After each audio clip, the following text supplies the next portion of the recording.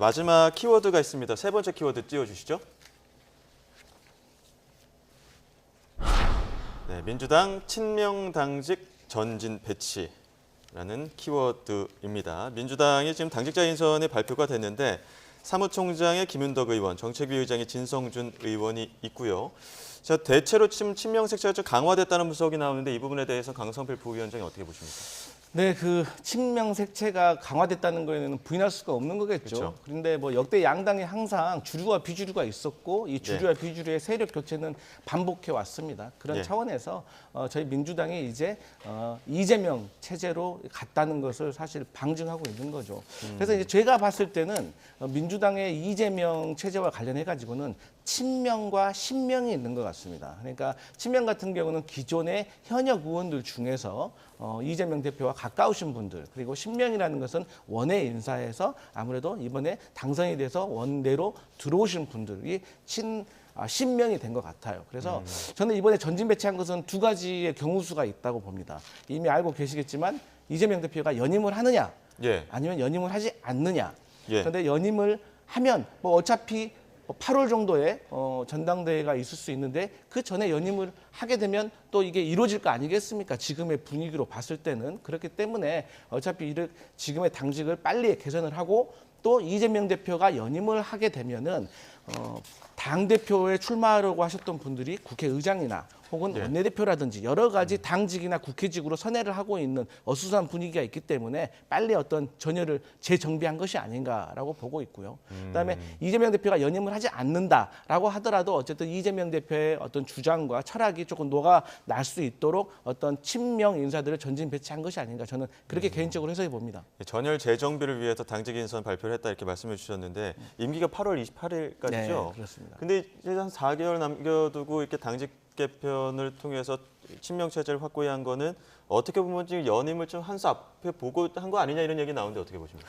연임은 기정사실화된 거 아닙니까? 저는 그렇게 해석을 하고 있습니다. 뭐 사실 지난 총선 과정에서 뭐 공천 국면에서 본인이 하도 힘들다 보니까 이렇게 힘든 거 다시는 안 하고 싶다라는 의사 표현은 하셨습니다만 이제 공천 다 끝났잖아요. 총선에서 친명, 그러니까 비명 행사가 다 이루어져서 원하시는 대로의 공천이 이루어졌고 또 상당수 친명계가 대거 이번 원에 입성을 했습니다. 175명 가운데 많게는 뭐 한 70% 정도가 친명계로 분류가 된다라고 하기 때문에 이런 판에서는 어떻게 보면은 지금 당직 개편을 통해서 밑작업을 하는 거죠. 이렇게 해서 이제 자연스럽게 연임이 이루어질 것이고 그러면 진정한 이재명의 민주당이 총선거를 통해서도 어느 정도 구도가 짜였습니다만 이제는 그 당직 개편을 통해서 완성을 이루겠다. 이제 이런 구도로 가는 것이 아닌가 저는 그렇게 생각합니다. 좀 이렇게 이재명 당대표에 대한 연임설이 당내에서 계속 나오다 보니까 대표 외에 그러니까 국회의장이라든지 원내대표라든지 이쪽으로 지금 굉장히 많은 후보군들이 몰리고 있거든요. 자, 오늘 아침 인터뷰 내용이 있습니다. 그 국회의장에 출마 의사 밝힌 조정식 의원 그리고 박찬대 최고위원은 또 원내대표 출사표를 던졌는데 그 이야기도 한번 들어보시죠. 제가 지난주에 사무총장을 이제 내려놨어요. 네, 이재명 대표께도 이제 말씀을 드렸죠. 네, 말씀을 드리고 국회의장 준비하겠다고. 뭐라 그러세요? 그랬더니 열심히 잘하라 그랬어요. 열심히 잘하라고. 명심은 나한테 있다. 이런 지금 이런 말씀으로 해석해도 됩니까? 당연히죠, 아니겠어요? 네, 나가지 말라는 얘기 안 하셨고요. 또 적극적으로 나가라고 지지하겠다고 이런 표현도 하지 않았지만 뭐 조금 과도한 표현일지 모르겠지만 이재명 대표의 마음을 상당히 많이 읽고 있습니다. 네. 물론 박찬대 혼자만 나가라 이런 마음은 갖지 않으셨겠죠.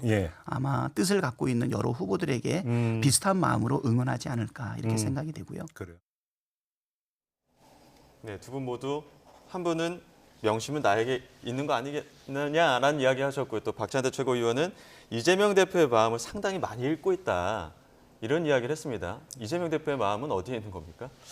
모르겠습니다. 저도 이재명 대표 마음에 들어가 보지는 않았지만 아무래도 이제 원내대표와 관련해 가지고는 협상력이 가장 중요한 거 아니겠습니까? 그리고 예. 협상력이 있으려면 관록이 있어야 되고요. 그러니까 지금 어쨌든 원내대표군으로 지명되거나 자천, 타찬 이렇게 거론되시는 분들 다 이재명 대표와 가까우신 분들이기 때문에 저는 충분히 소통을 하고 이재명 대표와 투톱을 잘 이뤄낼 거라고 보고 있기 때문에 근데 우리가 이제 원내대표 선거는 우리 속된 말로 반장 선거라고 하잖아요. 예. 그렇기 때문에 의원들을 대상으로 선거를 하는 거기 때문에 의중을 알기 매우 어렵습니다. 그래서 원내대표 선거는 저도 과거에 몇 번 치러봤습니다만은 구도도 중요하지만 더 중요한 게 개인기입니다. 그러니까 개인의 성향과 성품, 지난 뭐 3선, 4선을 하는 과정 속에서 얼마나 의원들과의 어떤 유대관계를 잘 이루어내느냐에 따라서 의외의 결과가 나온 경우가 상당히 많았습니다. 예. 그렇기 때문에 지켜볼 일이다.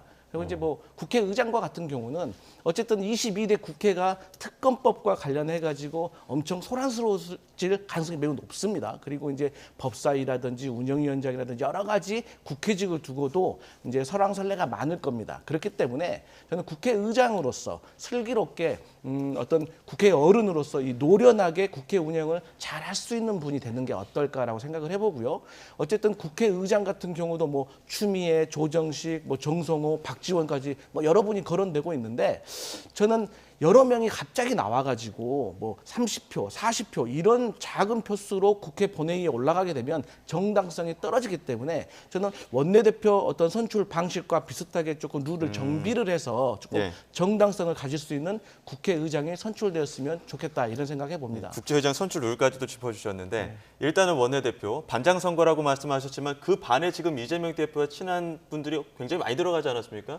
결국에는 그 이재명 대표와의 거점 관계가 더욱더 중요해지는 그런 부분을 또 강조하는 부분 아닙니까 지금?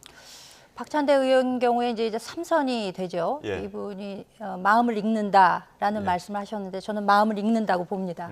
그래서 얼굴에 뭐 떼주셨다는 거 아니에요? 뭐 일부는 코를 파줬다 이런 이야기도 있습니다만 얼굴에 뭐를 떼줄 정도로 마음 가까이 늘 이제 마음을 읽고 있다 이런 표현이 이제 가능할 것이고요. 예. 결국 그렇지만 객관적 시선에서 보기에 지금 대거 친명계라고 불리우는 분들 사이에서 누군가가 되는 거죠. 원내대표도 되시고 이제 국회의장도 되실 텐데 조금 의아했던 거는 사실 지난 총선 앞두고 작년 11월 말에 전당대회 룰을 변경을 하지 않았습니까? 예, 민주당에서. 그러니까 이재명 대표와 또 친명계 사이에서는 큰 그림을 이미 그리고 계셨던 것이 아니냐. 총선 승리야 장담할 수 없는 상황이었지만 당 내에서의 최고위 선출이라던가 아니면 뭐 당대표 연임 문제 예. 또 국회의장 이런 것들에 관해서도 지금 와서 또 국회의장 선거에 관해서 결선 투표를 도입해야 된다 이런 이야기도 예. 나오고 있는 것을 보면 결과적으로 완전한 이재명의 민주당으로 거듭나면서 최고위까지도 이재명 대표의 정말 마음을 읽는 이런 분들로 구성이 되는 것이 아닌가 이렇게 예. 예상을 해봅니다. 자, 국회의장 얘기만 조금 더 자세히 좀 짚어보겠습니다. 지금 일단은 조정식 추미애 2파전이 좀 치열한 것 같은데 거기에 또 5선 김태년, 안규백, 우원식, 윤호중, 정우성 너무 많습니다. 많이 그렇습니다. 거론되고 있는데 이게 지금 이런 상황에 대해서 어떻게 바라보고 계십니까?